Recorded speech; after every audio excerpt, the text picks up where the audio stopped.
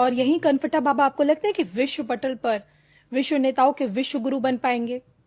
देखिए, गुरु तो वो है ही और विश्व गुरु भी है। गुरु तो सदैव विश्व गुरु ही होता है।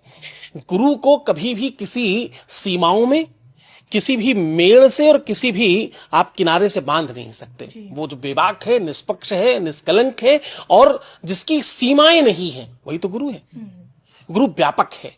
गुरु ब्रह्मा है, गुरु विष्णु है, गुरु देवो महेश्वरा है और लास्ट में क्या कहा? गुरु साक्षात परब्रह्म है, पूरा ब्रह्म है, वो पूरा ब्रह्मांड का नायक है। तो उनमें सामर्थ्य तो है ही। सामर्थ्य नहीं होती तो परमात्मा ये सब क्यों देता? आज आपको दीपावली मनाने में सौहार्द नहीं लगता?